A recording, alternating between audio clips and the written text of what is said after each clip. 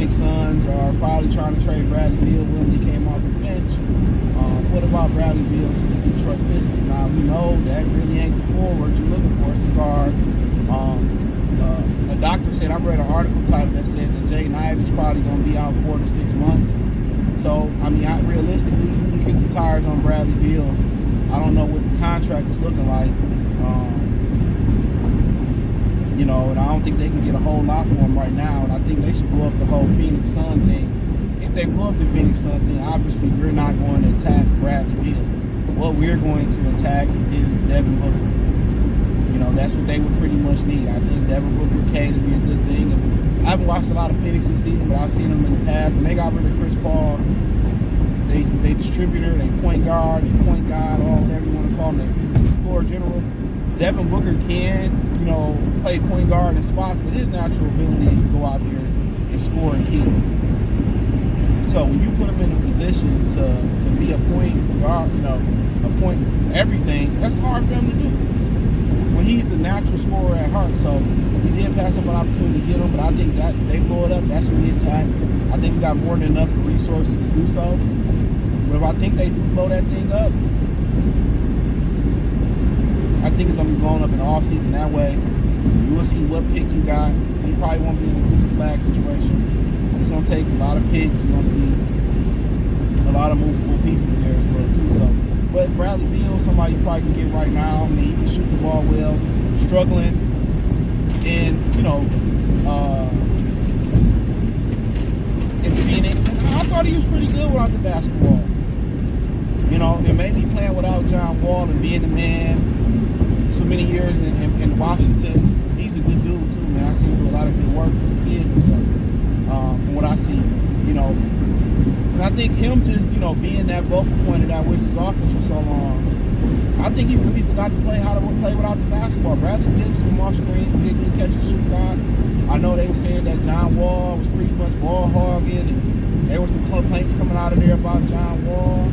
He got an opportunity to be the man and score at will, and I think he got comfortable with that. I would think, add him to Phoenix, it would have made a lot of sense because we've seen him play off the ball and play with another ball-dominant individual in John Wall.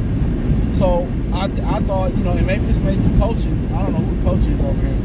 My man's over there from Milwaukee. Man, what is his name? Mike Budenholzer. So I think, you know, I think he forgot how to play with the basketball, to be real. I really think he forgot how to play without the basketball. Because he can catch a shoot, he can come off screen. He don't really need to dominate the ball with John Wall there. And it may be coaching.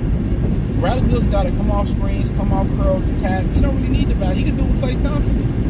And obviously when John Wall left, he proved that he can be a vocal point type of scorer. Excuse me. Check out the NBA Talk playlist, by the way. He proved that.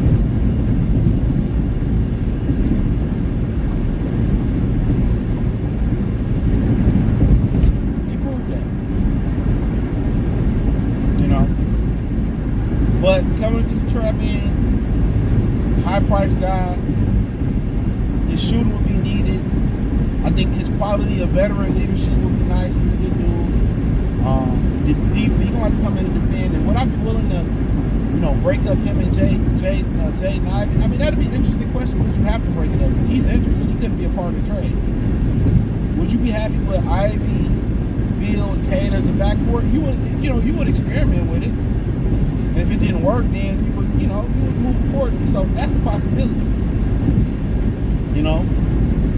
But his shooting is, you know, this has got a lot of good shooting. So Hardaway had a good night the other night. Beasley's been good.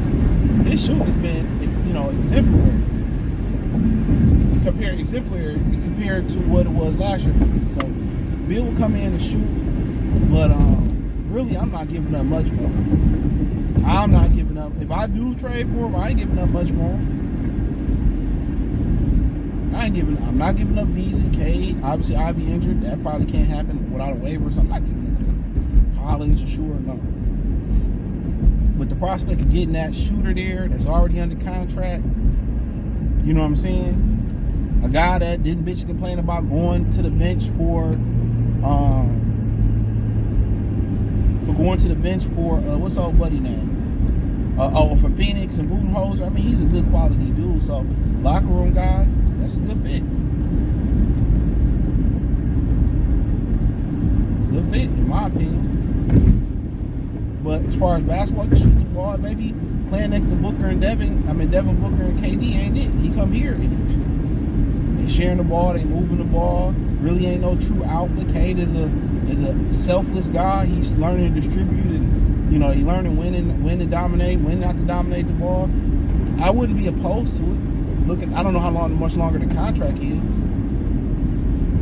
You know, I would kick the tires on, you know, probably you saying if Ivy ever get back to whatever he was, he probably look in the middle of next season. So I think it'll be a good segue for them, man. I mean, I think if Beal can get back to playing how he was playing in Washington with John Wall, and I think that's possible because you don't have a KD, you don't have a Devin Booker. You got a real guy that's naturally good at distributing the basketball. And Budenholzer is known to be a defensive coach. And what you're looking at with what's old buddy name? What you looking at with, you know, JB Bickerstaff is that they moving the basketball. The basketball ain't sticking too much when they don't have to. So I would be open to Bradley Beal. I know y'all not gonna like it, his perception in Phoenix, but you gotta understand every piece don't fit. Even though I like what he did in Washington with John Wall. Maybe he fell in love, and maybe the coaching not right, or maybe he fell in love with dominating the basketball.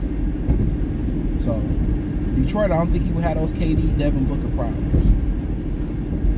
But Phoenix definitely probably need to break it up. I think the biggest thing for them, they didn't go out there and replace Chris Paul at point guard. And like I said, them true point guards like Chris Paul, Rondo, you know, they few far in between. You talking about Halliburton, LaMelo Ball. There's very few kind of like close to true or pure point guards. Very few of them. Very few. So, you know, it is what it is. But, you know, I would consider it. I know I'm in the minority per usual sometimes. But I would consider it. I'm not saying that, I'm not slapping the desk like Skip Bayless saying that's what they need to do. No. But it's interesting. And when Ivy get hurt, that opens the door for opportunity. So that's for anybody. But hey, check out Detroit Detroit Piston Talk playlist. Thumbs up the video, share the video, subscribe to the channel. The subscribe button is the bell icon button. Hit all notifications, increase your chance, get notifications. We go live or drop video. Appreciate y'all for supporting the channel. Like I said, hit the link tree. You can find my other platforms. You can reach out to me, X the fastest way, than Facebook and Instagram. Check out my other platforms when to donate. Cash App, Venmo in there as well, too, on PayPal. Appreciate the love and support. Peace.